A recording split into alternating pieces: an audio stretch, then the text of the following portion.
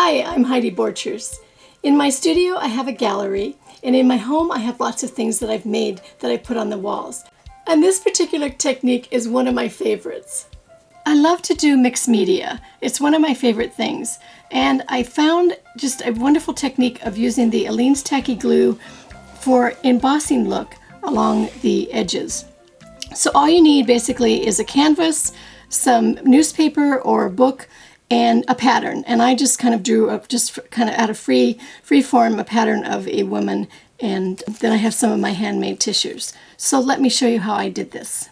I'm using the Aleene's matte decoupage finish and my canvas, and you're just going to brush it on and just do an area at a time. And I love using my romance novels because I find that when I go to paint, there's some really special words in there that I can leave open. So you just completely cover it, go underneath the piece and over, and you can do it any shape. I try and keep all my words the same, going the same direction in case I want to use them when I'm finished with my project. I've let all my pieces on the background dry, and I've also sketched on just whatever I wanted onto the canvas. You can look on the internet and see if you find a face that you like and just sketch it on, because what we're going to do next is we're going to use the Aleene's Tacky Glue in the gold bottle, and I put a tape cap on it, or a nozzle, and I actually have it, it's a little bit thicker than usual because I want a thicker line, but I wanted a line that would give me a real definite line. And if you kind of keep it up about a ½ inch, and then just start to outline, and remember that the tacky glue does shrink a little bit when it dries. And you just completely cover your pattern.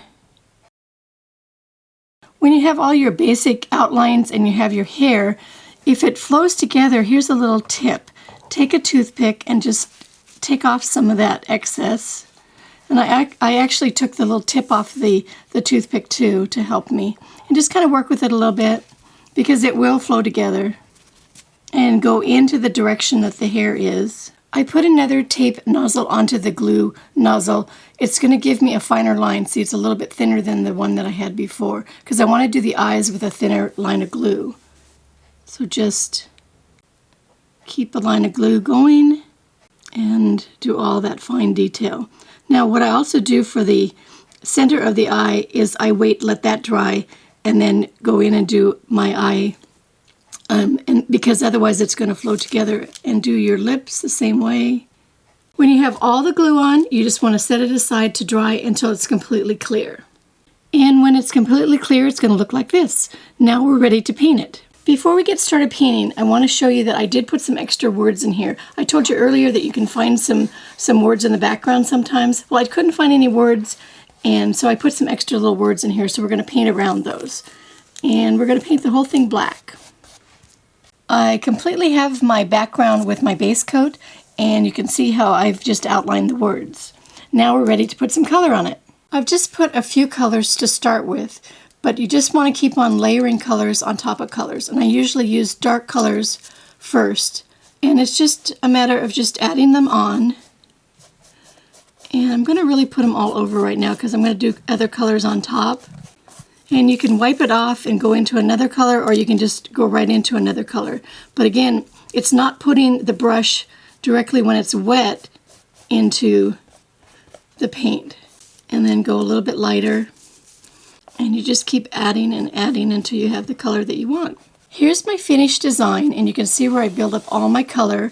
And again, everything had black under it, and that's what gives it the depth. The different colors on like the dress and coming up into the flesh.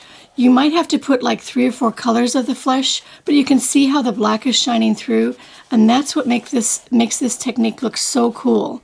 The hair, there's black underneath it, and it's just putting that dry brush onto it. You can see how the words on this one I've kept out.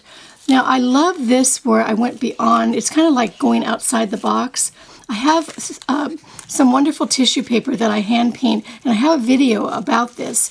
And all I do is just tear some of the tissue paper and use some of the decoupage glue and just glue it around with even some of the paper that came from the book.